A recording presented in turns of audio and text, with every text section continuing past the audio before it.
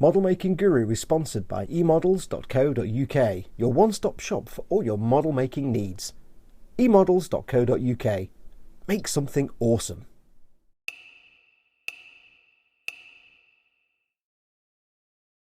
Right, this is take 6 of the introduction now. I need more coffee. Oh.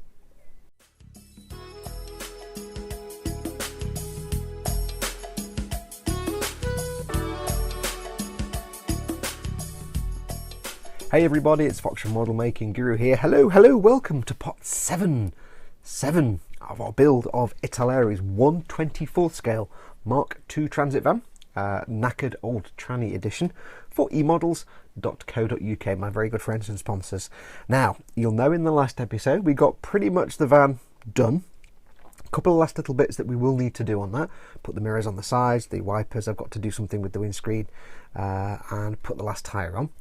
So we're going to do that towards the end of the episode. This will be the final episode, because there's only really one thing for us left to do apart from the little bits on the van, and that is to build a diorama. Now, what I'm going to do in this episode is I'm not going to do the usual get a piece of wood and some clay and some landscape and foam and trees and all bushes and bits of water and land, you know, animals and plants and lions and tigers and bears. Oh my, no, I'm not going to do that. What I'm going to do is show you a completely different way of doing a diorama. Drama? Oh, I've not got my teeth in. Diorama, which is more of a, one of your friends in your local modelling club says, hey, can you bring a model to the show because we need some models on the table that we're going to have there. And you go, that's great, but it's just a model, there's no diorama. And also the show's in 4 days' time. And if you just put your model on the table, it looks a bit pants. Much nicer if it's got a setting to make it stand out. You haven't got time to build a super duper complicated diorama. What you do have time to do is build a quick fix diorama, and this is what I'm going to show you how to do. It's dead cheap, dead quick, requires no skill, and you can get all the stuff you need, say 2 items from eModels. What we're going to use, we are going to use first of all a cheap picture frame. This is a A5 picture frame, cost me about £4 from a website named after a large river. I went to all my local picture frame shops and stationery shops and things like that, and every time you walk in and say, have you got any A5 picture frames? They look at you like you've just crawled out of the sewers. Meh. So I'm like, yeah, I'll just go online. So I got myself a little cheap A5 picture frame. It's metal, doesn't matter. It doesn't matter really. This was like £4, so it's like the cheapest one I could find. It doesn't matter if it's metal or wood or black or white or green or pink or whatever. You can paint it if you need to. So that's going to be the basis for our diorama. Now, the reason I wanted an A5 one, if I can find somewhere to put that picture frame, was because what I got from eModels was this. It is one of the coastal diorama boards. It's basically, it's not foam board, but it's very similar. It's foam with thick shiny paper on the top, and it has photographs of terrain on it. Whether it's a photograph of real terrain or a photograph of a model, I don't know, or combined together. And they do loads of different ones. They've got runway strips, bits of dirt, dust, desert, things like that. They're just flat and printed. It's like the kind of signs you get for outside houses for sale. It's that kind of idea, foam with plastic over the top. They're really high quality, really nicely printed, and they're a real quick way of doing a diorama. Now, you could just get one of these and say, right, there you go. It looks better than just sitting on a bare table. That's fine, but we can make it a little bit better. So this is A5 size. I've got the measurements, and it just happens to be exactly the right size. So that's why I got the A5 picture frame. So we need that. That's going to be our base. We only need a couple of other little bits. We need this, or I'm going to use, this is Ammo by Mig Small Brush Autumn, or Small Brushes as they say. I love Ammo's slightly wonky English. It's basically a sheet of grasses and bushes, like you get the little ones of grass tufts. This is a whole sheet of just tufty, mossy grass, and we're going to cut this to shape. So that's going to go kind of here. We have 2 packs of leaves, oak decaying leaves and birch dry leaves, again from Ammo, again from eModels. And these are teeny, super tiny. I'm gonna stop me. Leaves, little cutout paper leaves, I assume they are. Now these are ideally from 1/48th down to 1/32nd scale, but I don't care. These are 1/24th as far as I'm concerned. They'll look fine. And the weird thing is, if you shake them around and then put your finger on the top, sometimes they kind of whiz around when you move your finger. You won't see it on camera, but they kind of whiz around. Now, I've investigated how to stick these on. We'll talk about that in a bit. So I've got some leaves, and they can go on the diorama and the van. And the only other thing you will really need is some PVA glue, white glue, PVA glue, wherever you get it from. I'll cover that name up, hello. Yeah, anywhere you get it from. It's just white craft glue like you used to get at school in the 70s. And it used to peel off your hands, and it was brilliant because you're just peeling off your hands all day. It's just white craft PVA glue, and that's going to be useful for sticking things like the leaves down. And I'm just going to show you how to use just those products to get something that's a bit more interesting than this card, but not so complex that you can't rattle it off in a day or so, in time to take your model to a show or wherever you want to put it. If you haven't got a lot of time and you're pressed to make something interesting, this will just look a bit better than sitting on a table really blank and boring. So give this a try. So I'm going to get this unpacked, and we will get this started. Give me a moment and we'll crack on. Okay, so right, the first step, you can see here I've gone ahead and painted some brown on here. It doesn't matter what brown you use, it's not really of any importance, just some brown paint. Didn't go too thick because I wanted some patchiness to show from the image that's underneath it, so I just gave it one quick thin coat. This is just to be a colour, uniform colour underneath the grass that we're going to have on top. So let's get this going. So the first thing we need to do is put this into our picture frame. As I say, this is an A5 frame, so rather handily.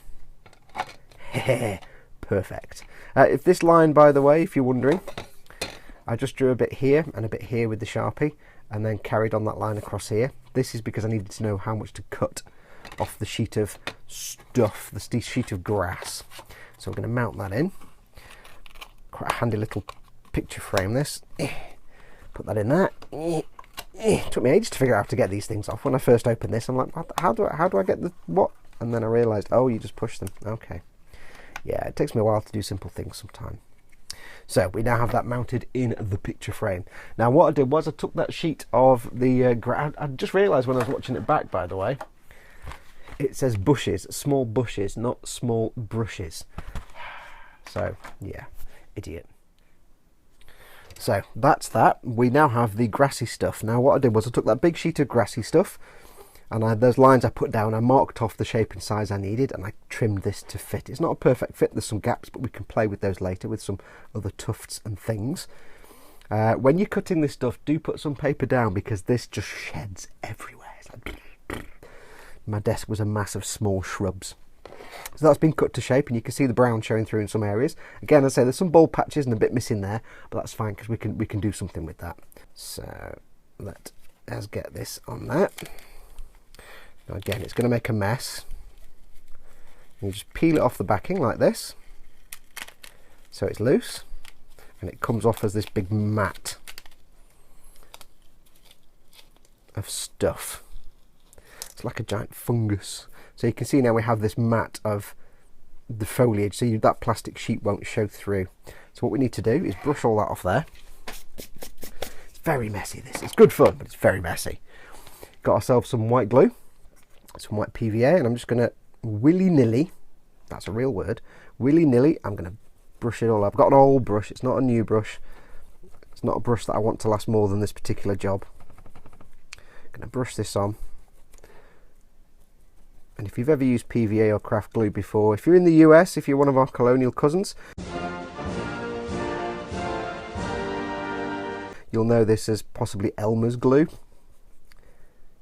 It's water-based, it doesn't do anything, it just sticks things together, and if you need to, you can pull it apart again. So I'm going to put that down here.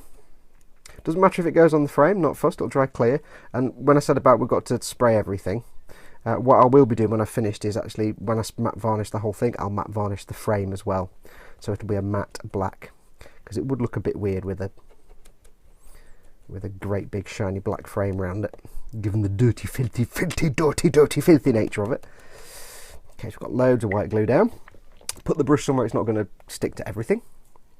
And then all we need to do is plonk this down. Get that on there, give it a good squish. And that white glue takes a little while to set. You might need to leave it an hour or so before it's fully set. It will dry clear, so you're not going to see it, which is why it doesn't matter if you go on the frame. Just give it a good squish down. Let's get my hand behind it, and then I can push better, can't I? And that is now on. So we have our first layer of some grassy goodness. And again, the reason I put that brown down was because you'll see brown through there. And what we'll do later is there are some things we're going to use that I didn't mention in the introduction bit, because I realise I'll need them later on. So that's that there. Now the next step is to add some more variation. You can see I've started here. What I've got is a sheet of tufts, grassy tufts. Now these are actually of a make not currently stocked by eModels, but they do have lots of other options in stock. So go and have a look for all the little add-ons for terrain. These are just the only ones I happen to have, and I wasn't originally going to use these, but these little bulb patches have suggested that I put something there. So these are actually self-adhesive. You pull them off the sheet, and then you just plonk them down. You can, if you want, put some white PVA on there as well, just to give them some extra stick. But you don't need to, because they're pretty clingy, and they're pretty self-adhesive. So we're just going to pad out some of the little gaps. Get one off the sheet there. I feel really cruel, because it's like pulling a little tiny caterpillar off or something. So we're going to just pop them in there. Let them stick down for a bit, and then just tussle them, and they'll go a bit. That one's not sticking. Stick. Okay, if it doesn't want to stick, that's easily fixed. Get ourselves a small brush, and it will have some white PVA treatment. You can glue them down if you need to. So get that one glued down. There you go. There, stuck now. Haha, going nowhere. Going nowhere. And then just work your way around. As I said, there are plenty of other there are plenty of makes of this stuff available. It's always fun to go and have a look at. Get off. Have a look at diorama type stuff and terrain. Ow, get off. Really wants to. I've got a caterpillar on my hand, look. Hello. I'm calling it Bob. Yeah, it's always fun to go and have a mooch around at eModels diorama section, see what they've got. They've got loads of stuff. They've got all things like this, like, you know, plant life and trees and things. And they've also got lots of bits of fencing and things like that that you can use. So go and have a look and see what you can come up with. As I say, I wasn't planning on using these, which is why I was reluctant to do so, because these particular ones you can't get from eModels, but there are plenty of others available. So I'll just plonk that there. And it just gives you a little bit of grass sticking out from the edge. So you don't have this nice straight edge where I've painted it, and it's a bit of variation. What I might do is be really funny and just grab one and plonk it there, as if it's growing between the flags. And what I might do is just tease those out a bit between the flags. I might put some here and there across the flags as well, because go and have a look at flags on the driveway. They're all over the place. Things grow out of all the little crooks and nannies. We had our driveway done a few years ago, and yeah, we've put this special stuff down so weeds won't grow between the flags. Yeah, weeds grow between the flags, trust me. Weeds come from everywhere to grow on our path. Okay, right, the next thing to do, one last thing to do on here, and that is to add some dust and dirt. Now, I forgot to mention this, but we're going to use some ammo of MIG Dark Earth, a MIG 3007. And if you know me, you know I love this stuff because it looks just like kind of soil. It's great. Now, you could just plonk this down and use Pigment Fixer, but what I'm going to do is something a bit different. I want to keep its earth-like qualities. So, what I'm going to do is, first of all, I'm going to do this. I'm going to get some on a brush, and I'm just going to touch it in to places where there's gaps, like down here. I've got any more gaps? I've got one little gap there, maybe around the back here somewhere. Now it's going on the frame, but that's not the end of the world. Put some down at this end, and what I'll do as well, I'll sprinkle some around the front here, just a little bit, just to give that kind of difference between the grass and the flagstones. Okay, so that's going to do.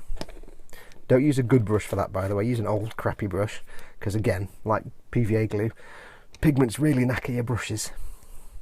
Now what I've done is I've taken some PVA glue and I've watered it down. So it's just PVA glue and water. And what I want to do here is just really drop some water over it to seal it in place. Now it will dissolve it away, a big chunk of it. It will kind of go away, but that's fine. It's not the end of the world. Remember, the whole thing about nature is completely random. Now this stuff will dry clear and it will dry slightly glossy, but again that doesn't matter, because what will happen is that when we finish this we'll do a matte varnish over all of it, and that will hide that slight shininess. So what I'll do is I'll just fade that in a little there, I'll put some down this end. Now a lot of this powder will come back off again, but where it's been moistened with the PVA, the thinned PVA, hopefully what it will do is just hold that in place, and it'll probably just become more like a shade than an actual textured thing. So that's on there.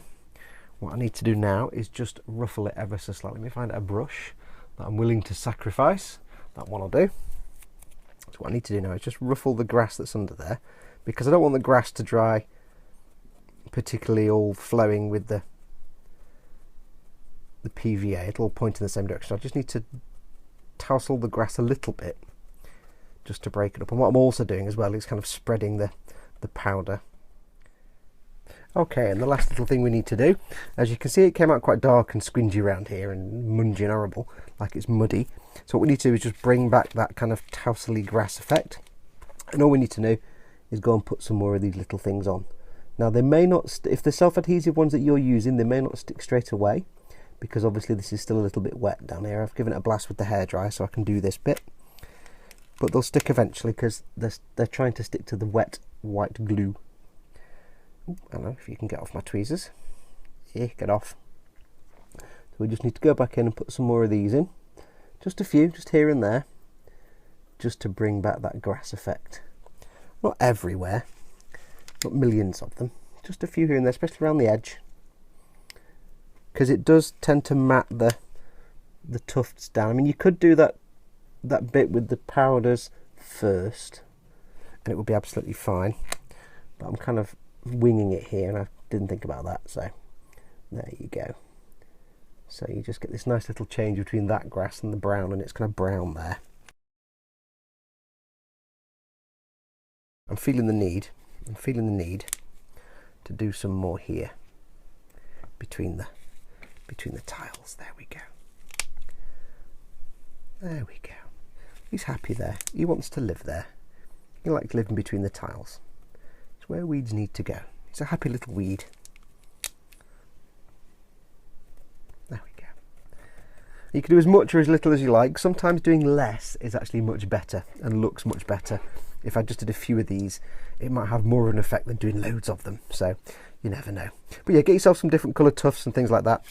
They're great fun and you can do a lot with them. So I shall leave this to dry fully. When we come back, we'll do the last few bits on the van, and then we are basically done. So I'll go and let this sort itself out. When we come back, we'll do that. Back in a moment. Okay, I completely lied. There is one more bit to do and I totally forgot. I have to do the leaves. Rule of thumb, if you've got a little pot of leaves like this, for the love of dog, don't sneeze or breathe on them, because they will go everywhere. Trust me on this. Now, what we need to do is we need to get some of these leaves on the diorama, and I'm going to be putting some on the van as well, just to suggest, obviously, well, fallen leaves. So all we're going to do, take our leaves, and we're going to, now this is really, really tricky and not easy at all. Don't even know where that's just, there it is. They ping off everywhere. Now what I'm going to do is pretty much, oh, that went back in the pot. They do ping around. I think these are made of paper, I'm not really sure, and I'm having to be really careful because I'm talking, but every time I say something I risk blowing these off across the map. So what I want to do is just sprinkle some on.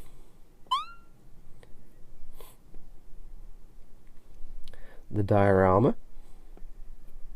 I'm just going to put a few, I'm not going to put lots in, I'm just going to put, see how they're blowing around just because I'm talking.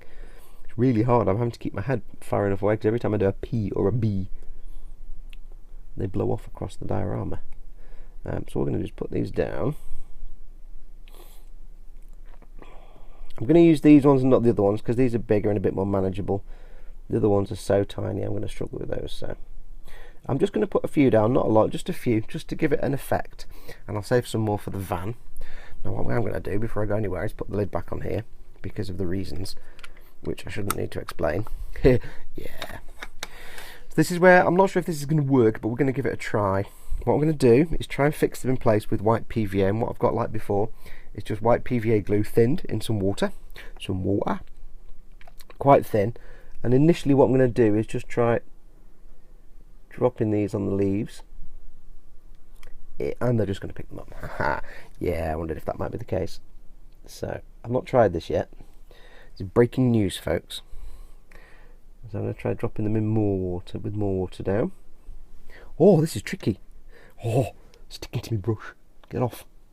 Now I did try putting some down and just spraying some matte varnish on a piece of test plastic.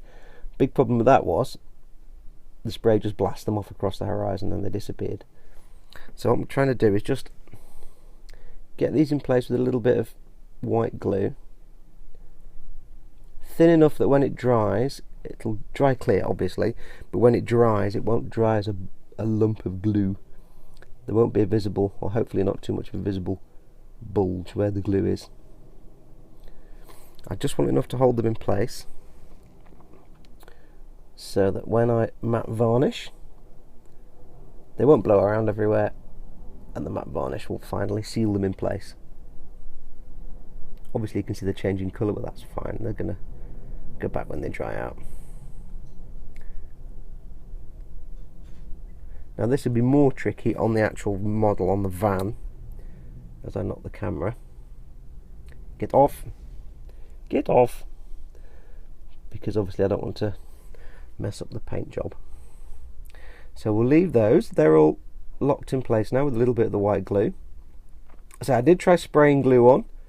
I can brush it around a bit to flatten it out. That's going to help it fade away. But like here, I've got this one held in with white glue, but I'm not doing the stalk because I want to leave the stalk so it sticks up a little bit. Oh, there's one over here. Hello.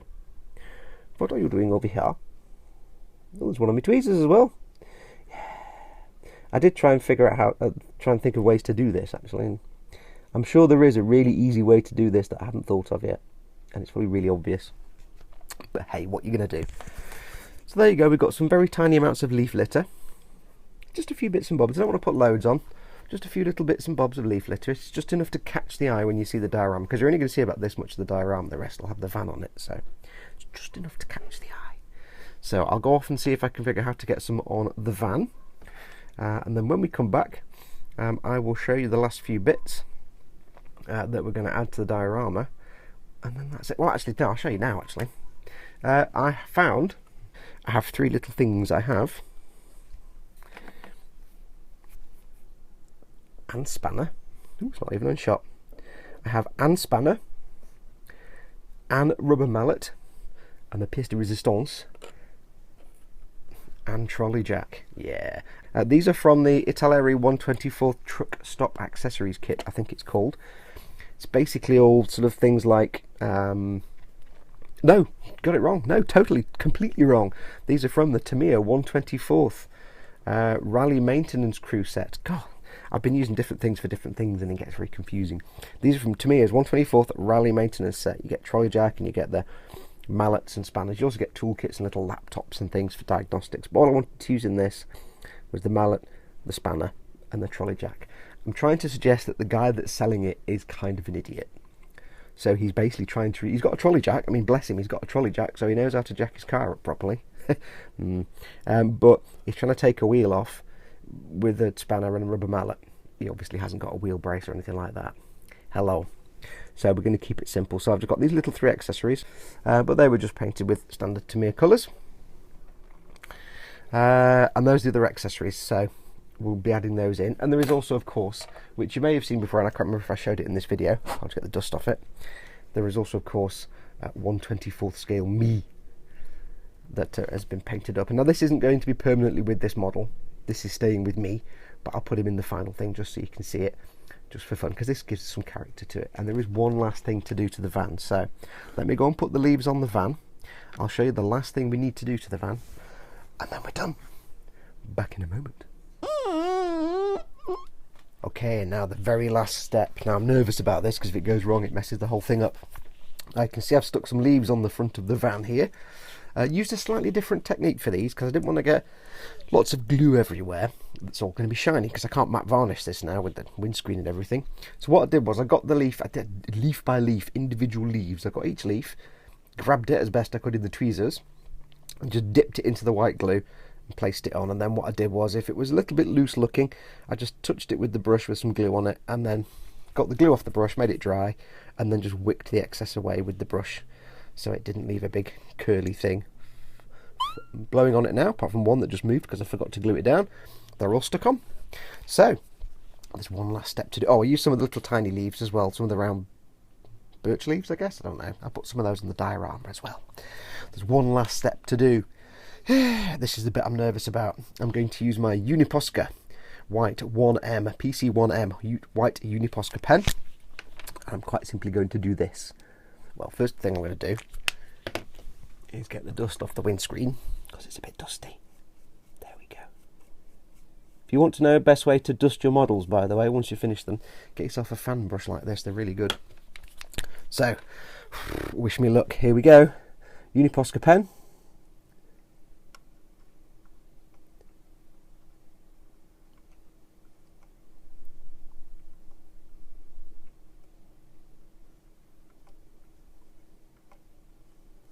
Done.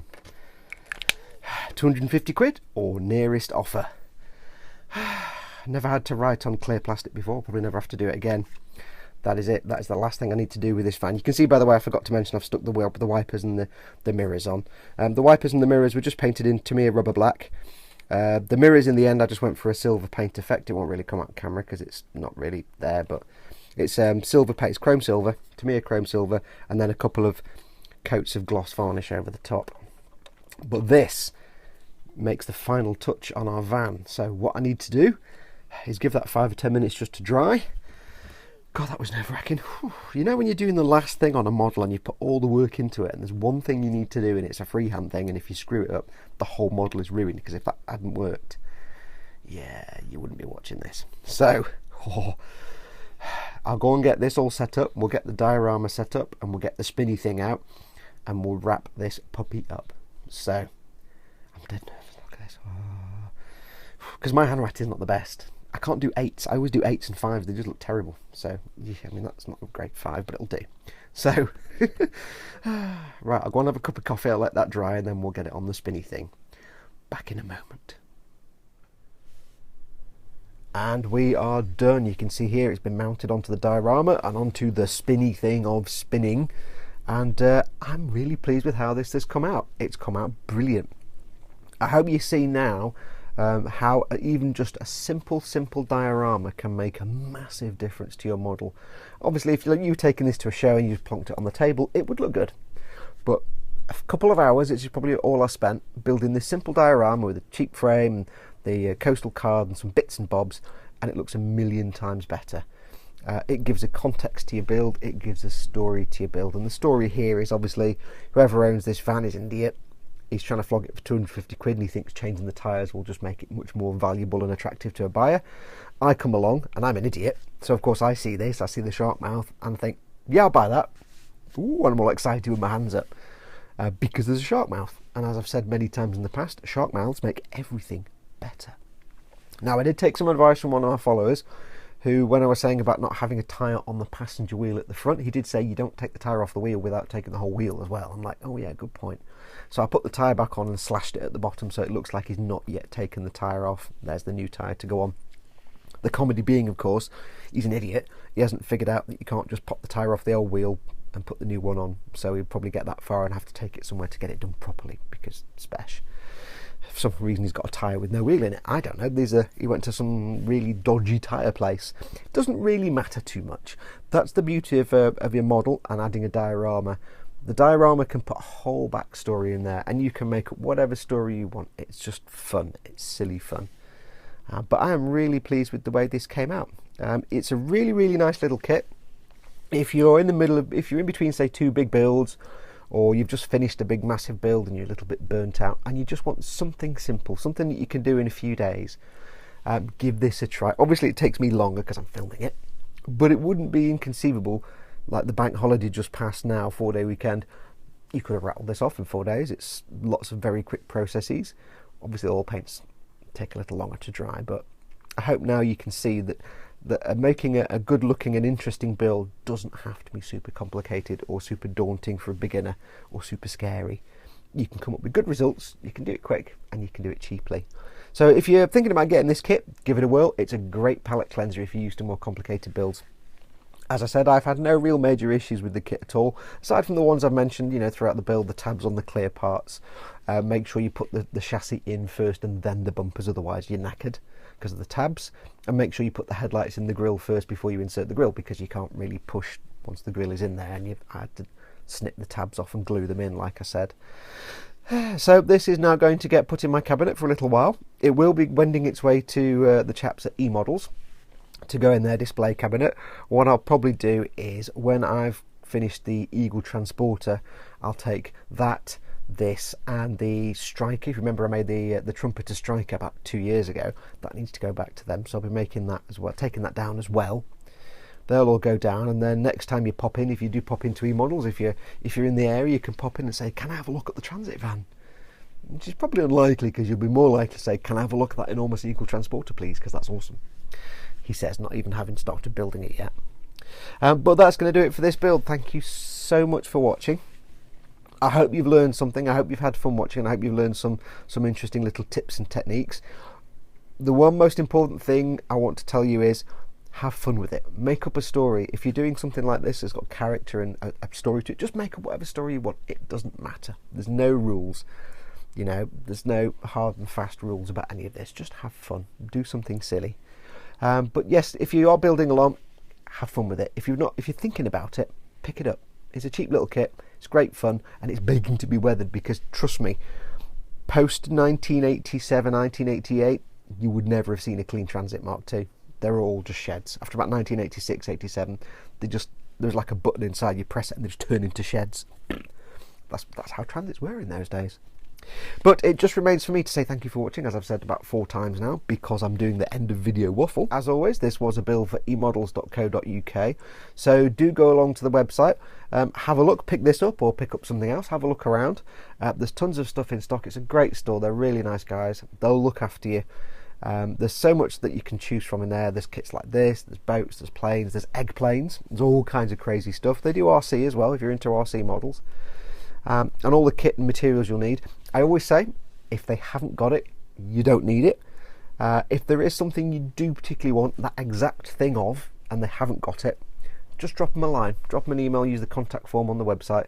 If it's something they don't currently stock, they can look into it for you. They're more than happy to see if they can get something for you. But if there is, if there's something you're looking for and it's not there, they'll have lots of other alternatives that are just as good. But if you need that particular thing, just give them a shout and ask them if they can get hold of it for you.